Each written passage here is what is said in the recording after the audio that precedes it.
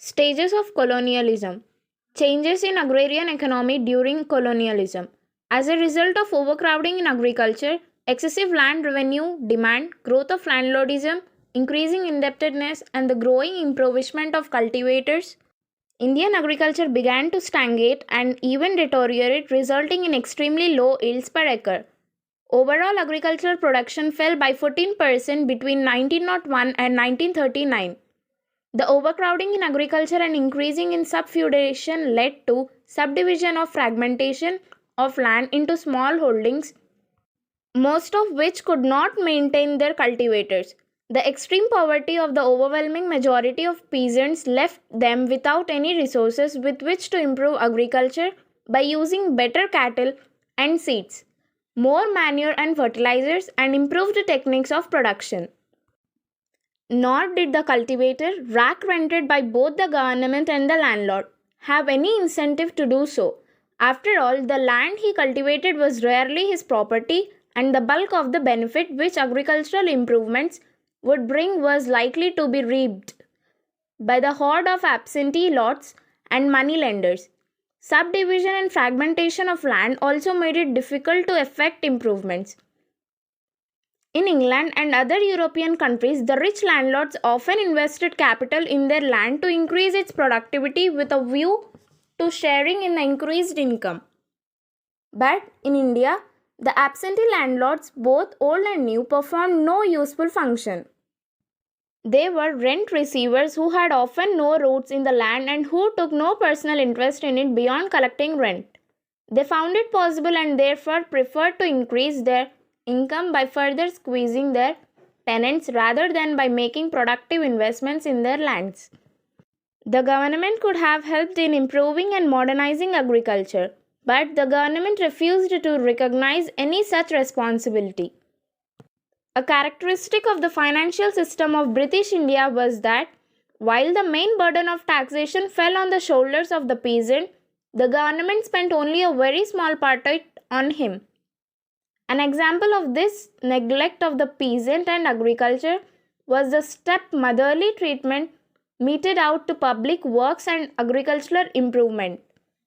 While the government of India had spent by 1905 over 360 crores of rupees on the railways which was demanded by British business interests, it spent in the same period less than 50 crores of rupees on irrigation, which would have benefited millions of Indian cultivators. Even so, irrigation was the only field in which the government took some steps forward. At a time when agriculture all over the world was being modernized and revolutionized, Indian agriculture was technologically stagnating. Hardly any modern machinery was used. What was worse was that even ordinary implements were centuries old. For example, in 1951, there were only 930,000 iron ploughs in use while wooden ploughs numbered 31.8 million. The use of inorganic fertilizers was virtually unknown, whereas a large part of animal manure, that is cow dung, night soil, and cattle bones was wasted. In 1922 to 23, only 1.9% of all cropped land was under improved seeds. By 1938 to 39, this percentage had gone up to only 11%. Furthermore, agricultural education was completely neglected. In 1939, there were only 6 agricultural colleges with 1,306 students. There was not a single agricultural college in Bengal, Bihar, Orissa, and Sindh. Nor could peasants make improvements through self-study. There was hardly any spread of primary education or even literacy in the rural areas. Conditions of peasantry in colonialism. The peasant was also progressively impoverished under the British rule. Although he was now free from internal wars, his material condition deteriorated and he steadily sank into poverty.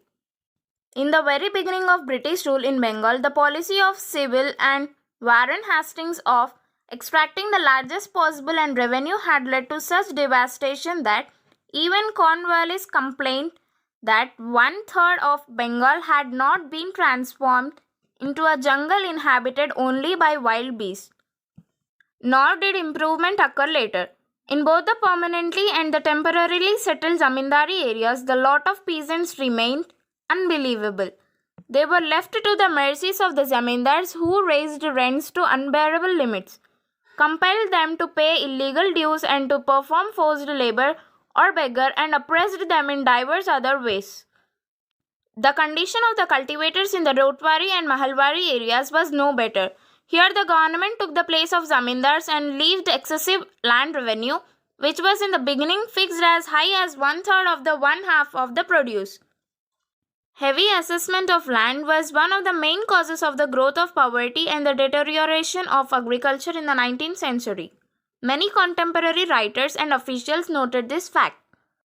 For instance, Bishop Heber wrote in 1826, "Neither native nor European agriculturalist, I think, can thrive at the present rate of taxation. Half of the gross produce of the soil is demanded by government." In Hindustan, I found a general feeling among the king's officers that the peasantry in the company's provinces are one of the whole worse off, poorer and more discredited than the subjects of native provinces. And here in Madras, where the soil is generally speaking poor, the difference is said to be still more marked. The fact is, no native prince demands the rent which we do. Even though the land revenue demand went on increasing year after year, it increased from rupees 15.3 crores in 1857 to 58 to rupees 35.8 crores in 1936 to 37. The proportion of the total produce taken as land revenue tended to decline, especially in the 20th century as the prices rose and production increased. No proportional increase in land revenue was made, as the disastrous consequences of demanding extortionate revenue became obvious. But by now, the population pressure on agriculture had increased to such an extent that lesser revenue demand or later years weighed on the peasants as heavily as the higher revenue demand of the earlier years of the company's administration. Moreover, by the 20th century, the agrarian economy had been ruined. All the landlords, money lenders, and merchants had made deep inroads into the village. The evil of high revenue demanded was made worse because the peasant got little economic return for his labor. The government spent very little on improving agriculture. It devoted almost its entire income to meeting the needs of the British Indian administration, making the payments of direct and indirect tribute to England, and serving the interests of British trade and industry. Even the maintenance of law and order tended to benefit the merchant and the money lender rather than the peasant. The harmful effects of an excessive land revenue demand were further heightened by the rigid manner of its collection. Land revenue had to be paid promptly on the fixed dates, even if the harvest had been below normal or had failed completely. But in bad years, the peasant found it difficult to meet the revenue demanded, even if he had been able to do so in the good years. Whenever the peasant failed to pay land revenue, the government put up his land on sale to collect the arrears of revenue. But in most cases, the peasant himself took his step and sold part of his land to meet the government demand. In either case, he lost his land. More often, the inability to pay revenue drove the peasant to borrow money at high rates of interest from the moneylender. He preferred getting into debt by mortgaging his land to a moneylender or to a rich peasant neighbor to losing it outright. He was also forced to go to the moneylender whenever he found it impossible to make both ends meet. But once in debt, he found it difficult to get out of it. The moneylender charged high rates of interest, and through cunning and deceitful measures such as false accounting, false signatures, and making the debtor sign for larger amounts than he had borrowed, got the peasant deeper and deeper into debt till he parted with his land. The moneylender was greatly helped by the new legal system and the new revenue policy. In pre-British times, the moneylender was subordinated to the village community. He could not behave in a manner totally disliked by the rest of the village. For instance, he could not charge usurious rates of interest. In fact, the rates of interest were fixed by usage and public opinion. Moreover, he could not seize the land of the debtor. He could at most take possession of the debtor's personal effects like jewelry or part of his standing crop. By introducing transferability of land to British revenue system enabled the moneylender or rich peasant to take possession of the land. Even the benefits of peace and security established by the British through their legal system and police were primarily reaped by the moneylender in whose hands the law placed enormous power. He also used the power of the purse to turn the expensive process of litigation in his favor and to make the police serve his purposes. Moreover, the literate and shrewd moneylender could easily take advantage of the ignorance of literacy of the peasant to twist the complicated processes of law to get favorable judicial decisions. Gradually, the cultivators in the Rotwari and Mahalwari areas sank deeper and deeper into debt, and more land passed into the hands of moneylenders, merchants, rich peasants, and other moneyed cases. The process was reaped in the zamindari areas where the tenants lost their tenancy rights and were ejected from the land or became subtenants of the moneylender. The process of transfer of land from cultivators was intensified during periods of scarcity and famines. The Indian peasant hardly had any savings for critical times, and whenever crops failed, he fell back upon the moneylender, not only to pay land revenue but also to feed himself and his family. By the end of the 19th century, the moneylender had become a major curse of the countryside and an important cause of the growing poverty of the rural people. In 1911, the total rural debt was estimated at Rs 300 crores. By 1937, it announced to Rs 1,800 crores. The entire process became a vicious circle. The pressure of taxation and growing poverty pushed the cultivators into debt, which in turn increased their poverty.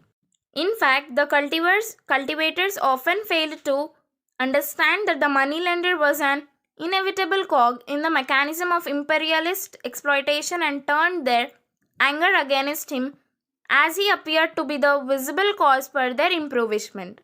For instance, during the revolt of 1857, wherever the peasantry rose in revolt, quite often its first target of attack was the moneylender and his account books.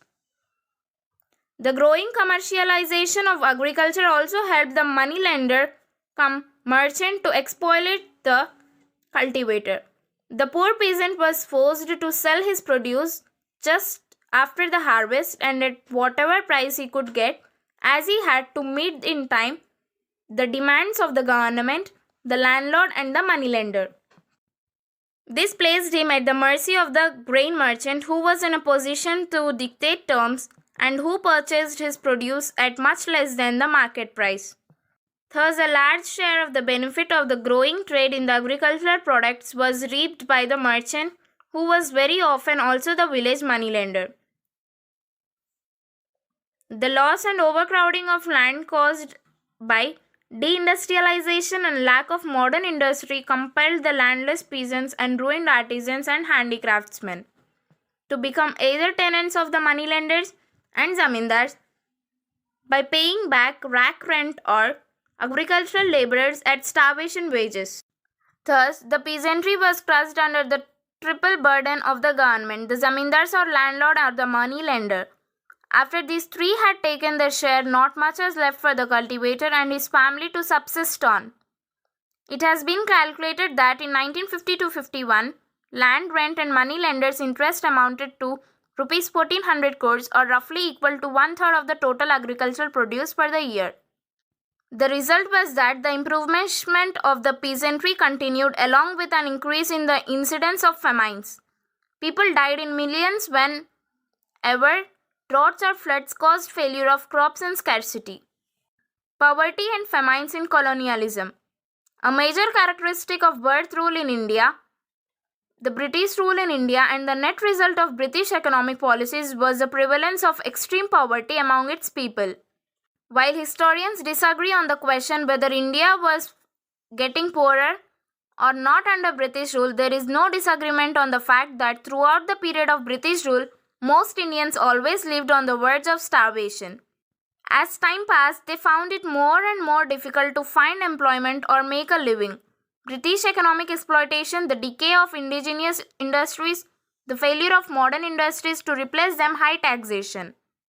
The drain of wealth to Britain and a backward agrarian structure leading to the stagnation of agriculture and the exploitation for the poor peasants by the zamindars, landlords, princes, moneylenders, merchants, and the state gradually reduced the Indian people to extreme poverty and prevented them from progressing. India's colonial economy stagnated at a low economic level. The poverty of the people found its culmination in a series of famines which ravaged all parts of India in the second half of the 19th century. The first of these famines occurred in western Uttar Pradesh in 1860-61 and cost over 2 lakhs of lives. In 1865-66, a famine engulfed Orissa, Bengal, Bihar and Madras and took a toll of nearly 20 lakhs of lives. Orissa alone losing 10 lakhs people, more than 14 lakhs of persons died in the famine of 1868-70. In western Uttar Pradesh, Bombay and Punjab, many states in Rajputana, another affected area, lost 1/4 to 1/3 of their population.